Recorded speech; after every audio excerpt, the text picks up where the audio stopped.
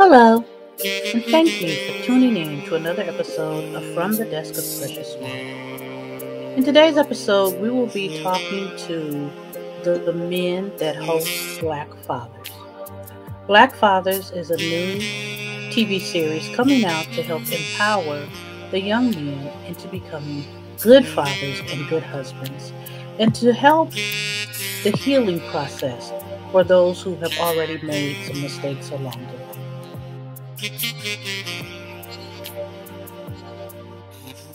Hello, I thank you guys so much for making time to be interviewed on the show today. For the audience, I'd like you guys to know that we're going to go panel discussion. And we're talking today about Black fathers. Coming to a screen near you, coming to a podcast platform near you, we have Black fathers that are going to give the breakdown of the importance of our Black male in the community. What we can do to help make it easier for them to rejoin the situation that they have been shut out of, and a little bit more on how to understand them. This first question is going to be a little out of order. It is for Mr. Williams. Mr. Williams, can you please tell us what made you bring out this show?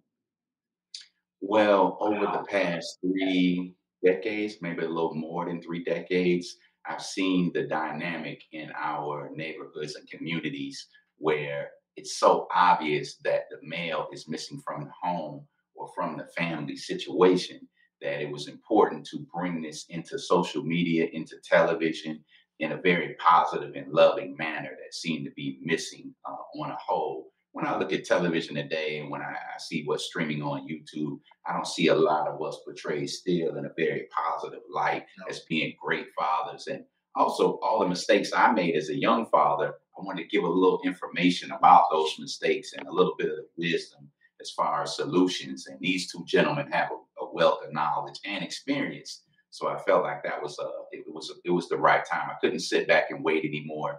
Too many of our youth are being either enslaved mentally, enslaved physically, or just flat out being killed or just driven by emotionally where they're no longer able to operate in a productive way in society. Well, I would like to personally say thank you. I am a mother of both sons and daughters. I truly believe that fathers are important in both lives. I believe that as a woman, I cannot teach my son how to be a man. Yes, ma'am. And so this this is very inspiring for women like me. Brian, would you introduce yourself, please? Yes, ma'am. Hello, I am Brian Damon. I am a part of this panel. Counselor Damon. They call me Counselor Damon. I'm a mentor and a nurturing parent coach. I'm also a nurturing parent instructor. I work with families on building better parenting structures around the family, and also part of the nurturing fathers community as well. And he is a leader in the community. I try my best to be. Yes. Now, Mr. Williams, would you introduce yourself? All my friends call me Ghost, the real Ghost, not the guy from the Power Show.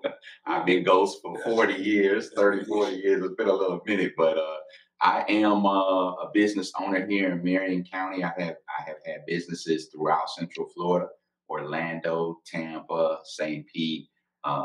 So now I'm residing here in Ocala in beautiful Marion County, and I've found that our community, if you will, in Ocala has been somewhat held back in certain ways financially and even educationally when it comes to worldwide true Black history. So I picked Ocala to start the I Am School in, which we're hoping to be breaking ground within the next 5 years. I believe every community needs Black supermarkets, Black school, Black hospital, Black pharmacy, and we need to learn to support each other. And that's not taken away from anywhere else.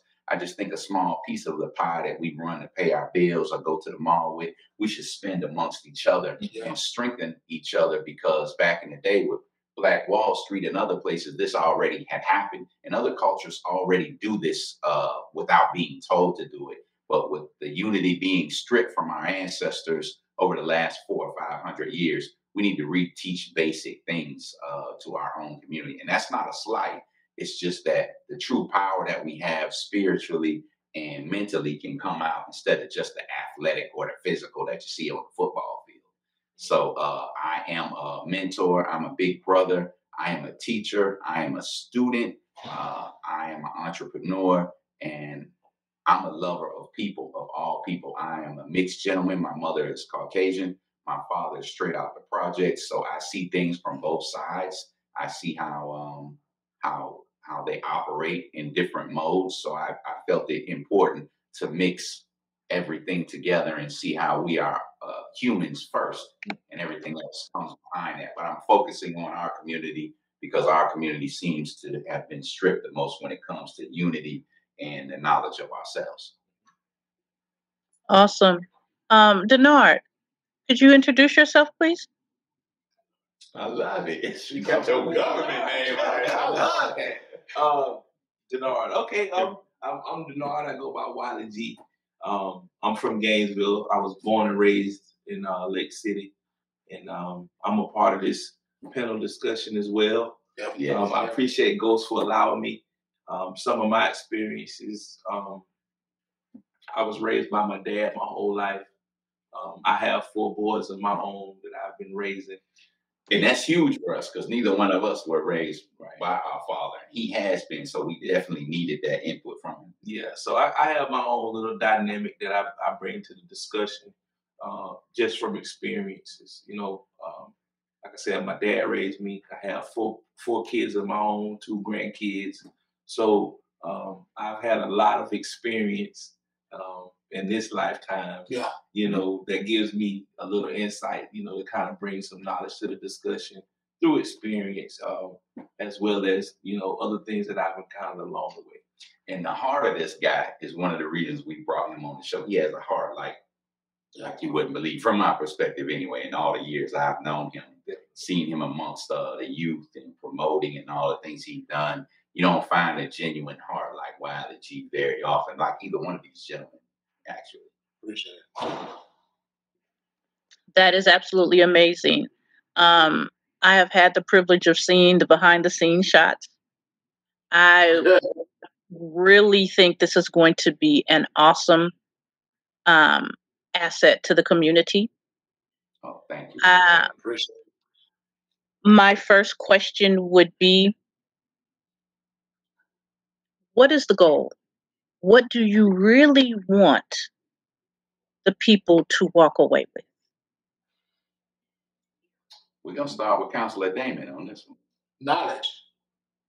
We need them to walk away with a level of knowledge that can not just be set in place for today, but it needs to be set in place to help grow. We're trying to plant a seed. And I think that's the best way to put it. You know, a lot of times we got to look at things in the way of planting the seed. We got to dig up all the weeds from in the garden that we've already laid our lives in. You know, we got our lives already put together. And a lot of times the families that we're addressing, the community that we're addressing, the things that they've got going on, man, there's so many weeds that have grown up in our flower bed that you can't even see the beauty. Wow. You can't see the beauty. That's just it. Well, what do you think your goal is? Well, one thing that I have seen that works, even in my, what we say is actually sticking with people. Yes. So I believe what we're trying to do, like Stanley said, is we want to create a space to where the things we discuss, little witty things that are said, like you can hear our voice in a time where something presents itself and there's something that we may have said here on this panel that you can reference that actually get you through that space. So like you say, just turning over a new leaf of thought, hearing different perspectives, and just knowing that, you know, we can actually say something here that can stick long term, and that people can actually use something we say at some point. So I think the overall goal of this show, Precious, is to make a change in our communities, one community at a time or multiple communities at a time. I want both of these gentlemen to have something digital that lasts forever, that their grandkids will say, man, look at great granddad and the thoughts he had on what a Black father should be. So the goal really is to change the dynamic on how the male operates and takes back over leadership in the Black household, which lately had been held by the female, God bless her soul, because we hadn't been doing what we're supposed to do. The true goal is to interject a spiritual change into the Black family, a mental change into the Black household, an emotional overtaking of love into the Black household, in something that people can share and discuss amongst themselves as well as with us. Awesome. It's much needed. When we look at the statistics of the suspensions, the dropout rate, the incarceration rate, we see that this is needed. Now, this is going to be a little touchy question, but I'm going to ask it and I want you to answer honestly. What do you feel like the fathers need from the mothers to change the scenario of what's happening right now with our children? That's a great question. Counselor Damon, I'm going to let you jump off first, sir. Understanding. Words I was afraid. Understanding. I really feel that I think we're misunderstood. I think for a large part, we told trauma, and it's unseen trauma. Yeah. We don't talk. You know, our upbringing was to not talk, to stay, you know, to not communicate our feelings. So what we're having right now is the mothers or the wives or the girlfriends, whomever they are, they have got to be able to understand the man that they're considering to be their significant other. And in understanding, you got to go all the way back. Right. You got to go back to where the trauma started. Yes. That way we can understand, okay, this is what's going on. This is why he acts this way. This is why he responds this way. And I think that's personally, that's my understanding. Wiley G. I took yours, bro. Nope. I think that his was dual. Yeah, it would really just kind of ladder what you're saying. What we need from the Black women, is that the question? Yes. So what we need is for the women to understand that in our eyes, the place that the Black women hold to us, we're looking not necessarily the same love that our mothers give, but you're in that position to where the love that you give is a drawing love. Yeah, you understand? We need our women to understand that we don't appreciate the such hardcore side of them. When we commit to them and the things that we want from them, we look for you to almost replace that mother's love in a sense. To know that we come to you for the nurturing, for the tender side, for the soft-spoken words. Because the world is on attack. That's right. The world is constantly on attack toward us. So the last thing we would need is to know and to even feel like you're going to attack us. We just want to be loved unconditionally by the Black woman. I love that. I love both of those answers. Sis, I'm going to say humility. I've seen a movement, even with my mother, and I'm the product of this movement in the country, where a woman can do everything a man can do. And they're being pushed to the point where that's so much true that they feel like they don't need a man. And so for me, I'm going to say I would ask for humility in a way, and for a woman to be able to humble themselves even for a moment, to allow us in a space that we can create true leadership. But that man has to earn that, because until that man earns his spot, I completely understand a woman doing everything a man can do, getting money, running a company, doing everything. And she can still do that when she gets a man. But I need her to have enough humility that if that man is leading in the correct direction, that their businesses or their visions coincide to the way God created things, and they are a team and they become one. So I guess I would say from all the women out there that are interested in a black male who's constantly under attack currently, and since he's been here and stepped foot on this continent, I would ask a little humility, I guess, in an age of women's liberation coming up more and more, which is also under attack with Roe versus Wade being struck down. So now some women are gonna even feel like they have to prove themselves even more, when the majority of men in this country don't feel like Roe versus Wade being struck down was correct. Now, even though I might not believe in the case of abortion, that doesn't mean I believe I have the right to tell a woman what to do. That's right. So that's kind of where we are at this time. So we got understanding, unconditional love, and humility. So far, sis, that's a great question. Yeah. Okay. As a woman, the one thing that I will say is the Willie Lynch letter plays a whole big, tremendous role in what is going on. The other thing is the spiritual battle that is going on also has a huge role. And part of it is, as a woman, I believe I'm supposed to submit. I believe that my husband is the head of the house. But part of the issue going on why women are not giving you the things you're describing is because when a woman submits and makes you the head of the house and then you do nothing, Can I say something, Ms. Precious? Her. May I say something, Ms. Precious?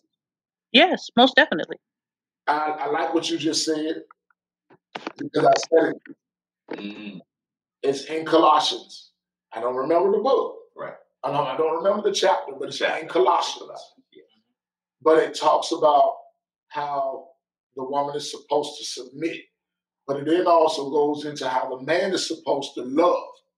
Like Christ loved. Like Christ loved the church. In my study Bible, it talks about the only way the woman can submit willingly is if the man of the husband shows her unconditional love without making her feel bad, without putting her down, without belittling her, because all of those things create the bitterness in the wife that creates lack of submission. And if a man is not doing that, it also creates fear. Yes. And a woman should not have to operate out of fear. So I appreciate you for saying that. Yes, ma'am. Exactly. So what I've realized from my studies is that because from all that has happened to the black male and the woman seeing him totally destroyed, we then kicked into a mode where we needed to protect our sons from going through the pain that our men went through. In the meantime, the men seeing the older men destroyed, or backed up and lost their bite. Somewhere in the process, before the men begin to look for the women, the healing has to start within them. Because when the broken man, when the man who's on the couch all day playing PlayStation, when the man who thinks that sex is love,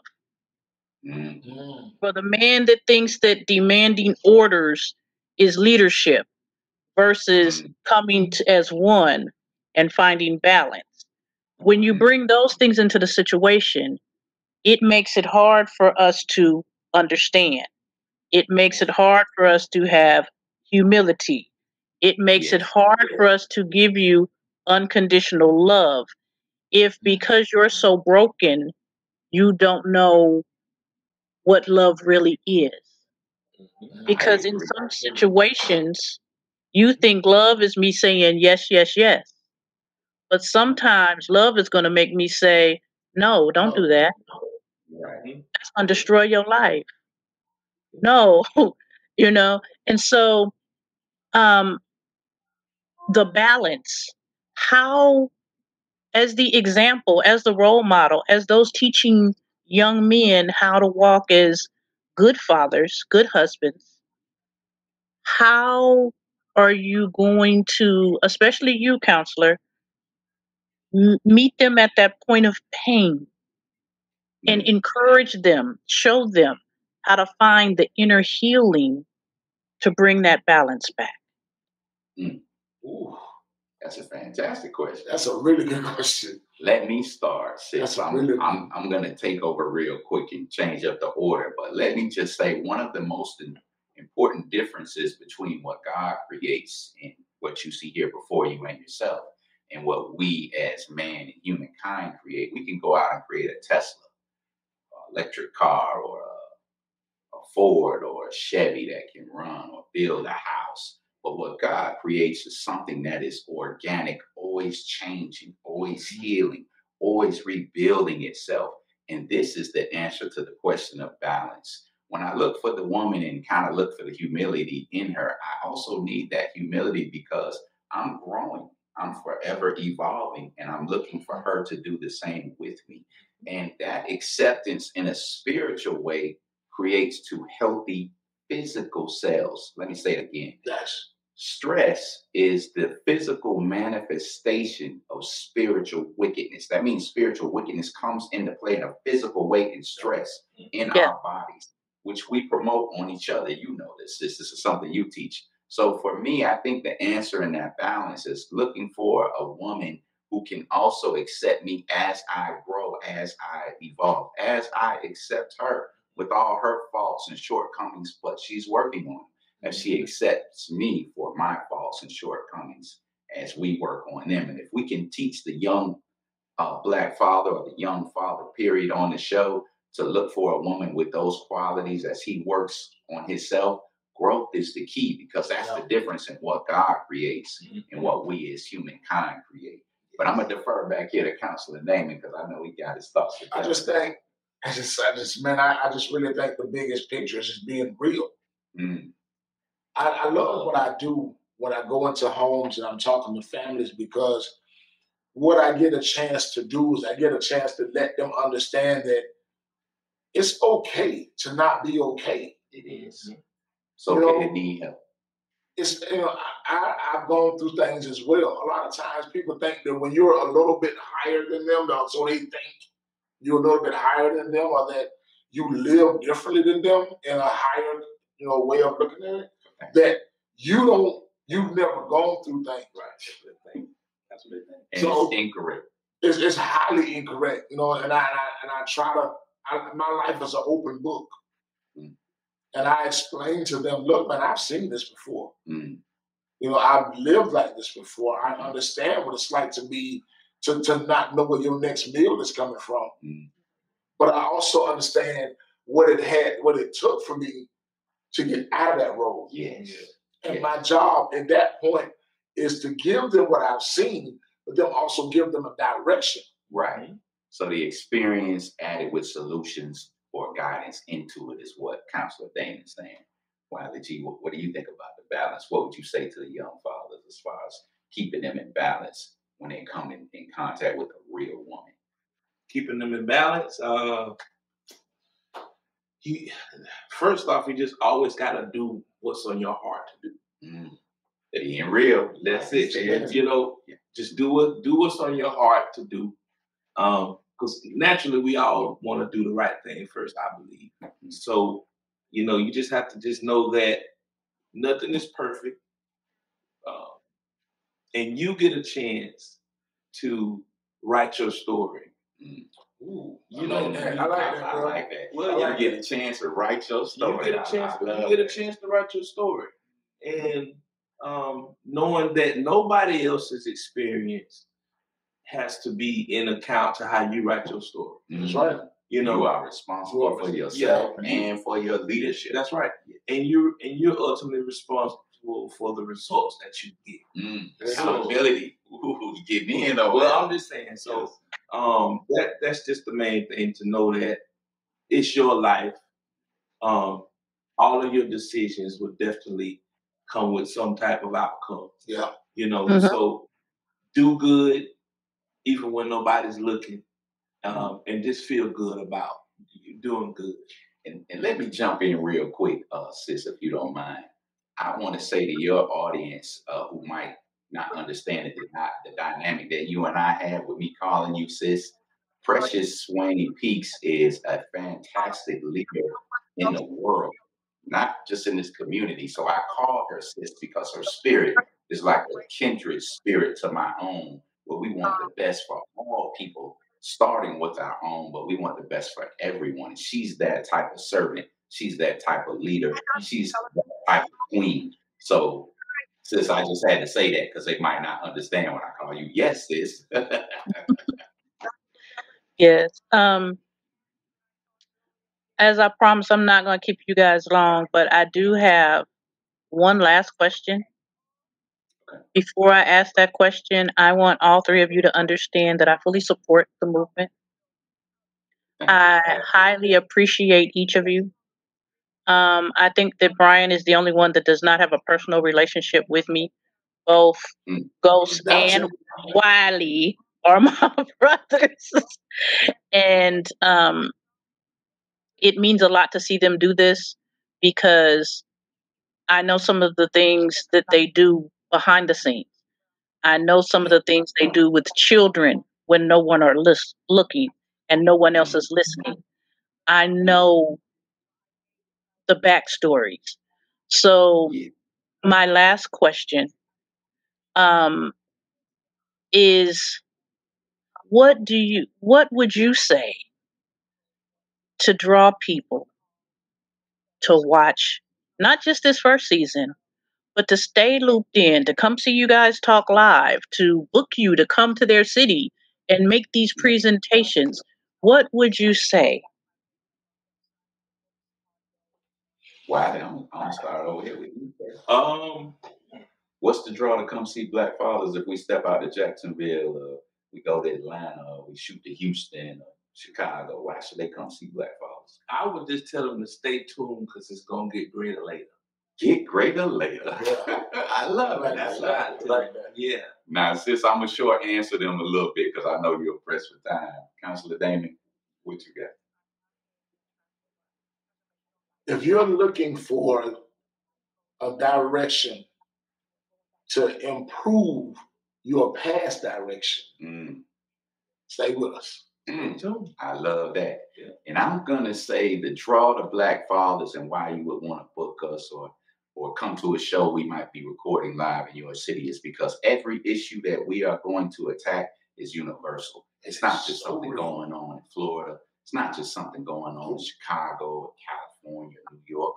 Even it might be going on in Nigeria. It could be going on in Singapore. It's a universal show of love, healing, and solution. So we also have a lot of fun. It can be entertaining.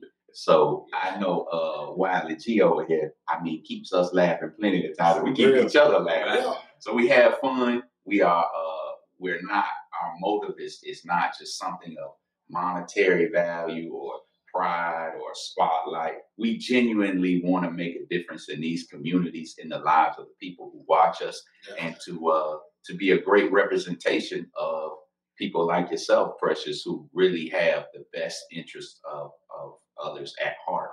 And I want to thank you for the shows you've done, for all you've done supporting us in the past. And if I haven't had a chance to say, but I have the greatest admiration for you in the way you conduct yourself. And you are a beacon of all women, not just Black women, to look up to and to aspire to grow on the path that you're on, my sister. So salute to you. We salute. Definitely. Precious Swain Peaks. Yes. Thank you guys so much. I'm so happy to have you. I look forward to having you again when we have a little more time. And I look forward to the introduction of the Black Fathers book that will be dropping. Again, we have the panel from Black Fathers. They will be going live in approximately 14 days on I Make Stars and Swain Girl Media on Roku, Fire Stick, Apple TV, and of course on SwainGirlMedia.com. Please check out their Facebooks and Ghost Williams YouTube to catch them live. They're streaming live. You can catch the behind the scenes. You can catch Wiley G cutting up and making everybody laugh. You can catch the behind the scenes with Brian giving real insightful information and great tips on how to get help. Thank you guys so much for tuning in to this episode of From the Desk of Precious Swain. As always, we pray that you're blessed, that you find peace, and that you grow. You as well. Thank you. Thank you. God bless. God bless.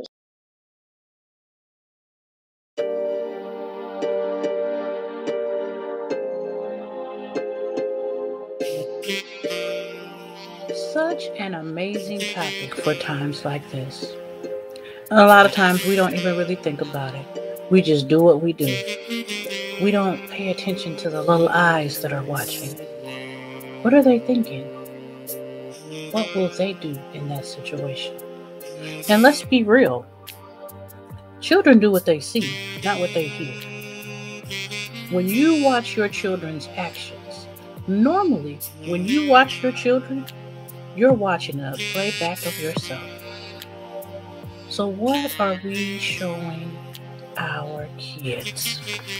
Today's scripture comes from Ephesians 6, verse 4. And ye fathers, provoke not your children to wrath, but bring them up in the nurture and admonition of Yahuwah. Think about it.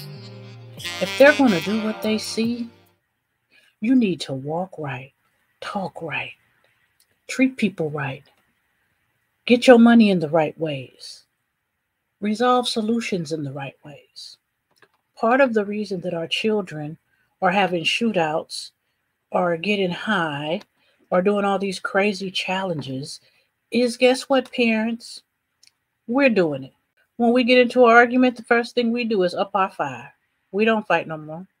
All day, we on some kind of means of social media, TikTok, Facebook, Instagram. We're making a big to-do or acknowledging those who are having their bodies restructured, who's getting their faces all tatted, who's doing whatever for money. But that teacher, that librarian, that doctor, that probation officer, that judge, we don't really have time to cheerlead their efforts. A lot of times we're calling them green or square or whatever the current word is. So do you think our children are going to grow up to be something that we don't seem to admire? No, they hitting the streets and they hitting them young.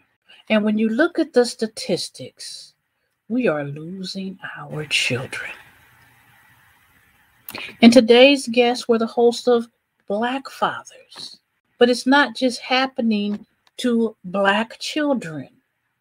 This is happening to just children of all race. And it's not gender specific anymore. Everybody is being impacted. So let's work to make a difference. Thank you for tuning in.